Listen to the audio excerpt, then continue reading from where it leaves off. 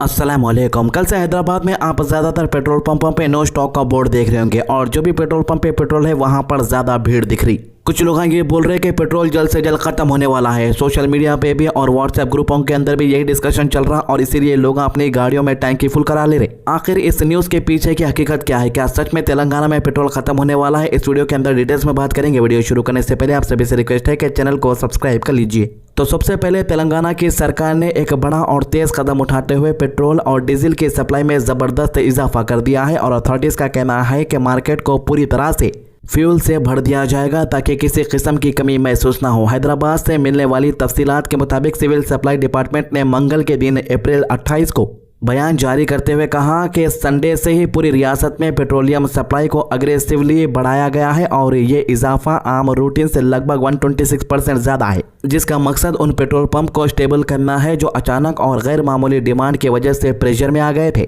Department ने वाज़ेह तौर पर बताया कि अचानक डिमांड 3 बड़ी वजाहत की वजह से सामने आई है और हर वजह ने मिलकर एक ऐसा हालत पैदा कर दिया जहां फ्यूल स्टेशंस पर लोगों की भीड़ लग गई और स्टॉक तेजी से कम होने लगा। सबसे पहली वजह बताई जा रही है कि हाल ही में इंडस्ट्रियल डीजल की कीमत में इजाफा कर दिया गया है जो बढ़कर लगभग 150 रुपीज़ पर लीटर हो गई है, जिसकी वजह से बड़े कमर्शियल बायर्स और बल्क यूजर सिस्टम का फायदा उठाने की कोशिश कर रहे और वो इंडस्ट्रियल रेट पर खरीदने के बजाय आम पब्लिक पेट्रोल पंप पर जाकर डीजल भरवा रहे हैं, जहां अभी भी रेट तकरीबन 95 रुपीज़ पर लीटर तक लिमिटेड है। इससे आम लोगों के लिए अवेलेबल फ्यूल पर एक्स्ट्रा प्रेशर पड़ रहा है। दूसरी बड़ी वजह नेबरिंग स्टेट्स यानी आंध्र प्रदेश और महाराष्ट्र में सप्लाई इशू को बताया गया है, जहां पेट्रोल की कमी की रिपोर्ट के बाद यहां के लोग और ट्रांसपोर्ट ऑपरेटर तेलंगाना के बॉर्डर इलाकों का रुख कर रहे हैं। खासतौर पर खम्मम और निर्मल जैसे डिस्ट्रिक्ट में बाहर के स्टेट से आने वाले लोग सिर्फ फ्यूल लेने के लिए आ रहे हैं, जिसकी वजह से यहां के लोकल पंप पर डिमांड और ज़्यादा बढ़ गई है और सप्लाई पर असर पड़ा।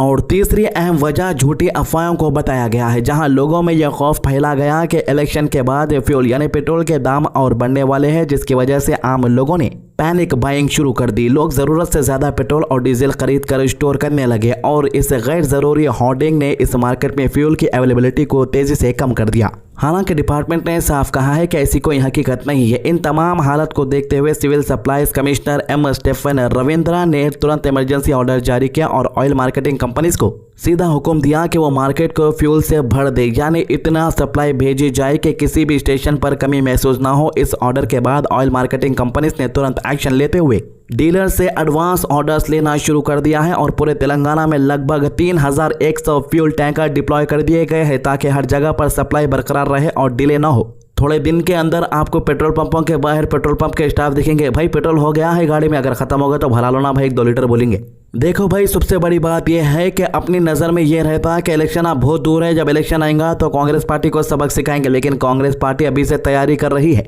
कल की न्यूज़ आप लोगों ने देखे होंगे, अजहरुद्दीन को एमएलसी का पोजीशन भी मिल चुका है और दूसरी तरफ रेवंत रेड्डी ने यह तक कह दिया है कि जो पावर कट्स होते हैं वो बेफजूल के पावर कट्स नहीं होने चाहिए। अगर कोई भी शख्स या डिपार्टमेंट का पावर कट करेगा बिना किसी वजह के तो उसे तुरंत निकाल दिया जाएगा काम पर से। रेवंत रेड्डी के जो बड़े बड़े ख्वाब थे वो तो बीच में ही रुक गए हैं, लेकिन रेवंत रेड्डी का ये भी एक चेहरा है कि वो आवाम को तकलीफ देना नहीं चाहते हैं, लेकिन फिर भी एनरोचमेंट के नाम पे जो कार्रवाई की जा रही है जीएचएमसी की तरफ से, हाइड्रा की तरफ से, यहाँ पर कहीं ना कहीं रेवंत रेड्डी का नाम। देखो भाई, पब्लिक का एक ओपिनियन ये है कि बीआरएस पार्टी वाले पहले नोटिस देते थे उसके बाद एक्शन लेते थे, यहाँ पर कांग्रेस के पार्टी वाले नोटिस नहीं दे के एक्शन ले रहे, यही वजह से कांग्रेस का नाम कहीं ना कहीं तो ये रिमार्क आ रहा समझो। जहाँ तक पेट्रोल की बात है, इसके साथ ही सिविल सप्लाई डिपार्टमेंट ने ग्राउंड लेवल पर भी सख्त मॉनिटरिंग शुरू कर दी है, जहाँ पेट्रोल पंप से हर 3 घंटे में स्टॉक रिपोर्ट मांगी जा रही है ताकि रियल टाइम सिचुएशन का अंदाजा लगाया जा सके और रोजाना टेलीकॉन्फ्रेंसेस के जरिए पूरी सिचुएशन को क्लोजली मॉनिटर किया जा रहा है ताकि किसी भी जगह पर दिक्कत हो तो तुरंत इसका हल निकाला जा सके।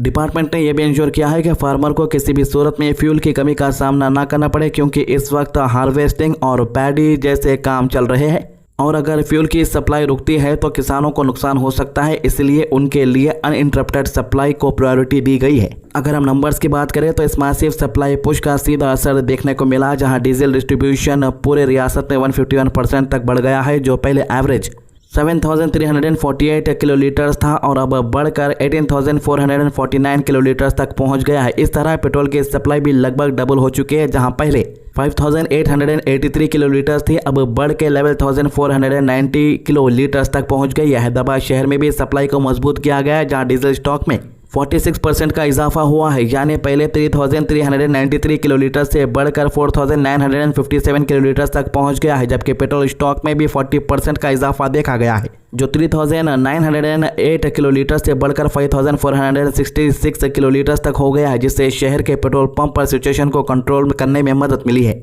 आखिर में सिविल सप्लाई डिपार्टमेंट ने आवाम को तसल्ली दी है कि तेलंगाना में फ्यूल की कोई कमी नहीं है और लोगों को अफवाहों पर बिल्कुल ध्यान नहीं देना चाहिए, बल्कि अपनी नॉर्मल ज़रूरत के मुताबिक ही पेट्रोल और डीजल खरीदना चाहिए, क्योंकि गवर्नमेंट और ऑयल मार्केटिंग कंपनी से मिलकर यह इंश्योर कर रही है कि हर स्टेशन पर पूरी सप्लाई अवेलेबल रहे और किसी को भी परेशानी का सामना न करना पड़े। किसी भी इमरजेंसी सिचुएशन में आवाम को हेल्पलाइन नंबर भी दिया गया है ताकि वो तुरंत कॉल करके अपनी परेशानी सुना सके और उन्हें इमीडिएटली हेल्प दे दी जाएगी। ये थी तेलंगाना के फ्यूल क्राइसिस और इस पर सरकार के बड़े एक्शन की तफसीली रिपोर्ट का वीडियो। तो भाई मैं इससे पहले भी पेट्रोल के बारे में वीडियो बनाया था कि तेलंगाना में कोई कमी नहीं है, उसके बाद कुछ ही दिनों के अंदर सबको पेट्रोल नॉर्मल मिलना शुरू हो गया। अभी भी कुछ अफवाहें हैं और कुछ भी नहीं है रियलिटी इसके पीछे। कुछ लोग व्हाट्सएप यूनिवर्सिटी के मैसेजों से हैरान भैरान हो जा रहे, कुछ रिसर्च भी नहीं कर रहे, ना मीडिया वालों की बात सुन रहे। तो खैर फिर भी हकीकत पहुंचाना हमारा काम है। तो ये थी इस मामले की अभी तक की अपडेट। हमारे चैनल को सब्सक्राइब कीजिए और हमारे वीडियोस को ज़्यादा से ज़्यादा लोगों तक शेयर कीजिए। अल्लाह हाफिज़।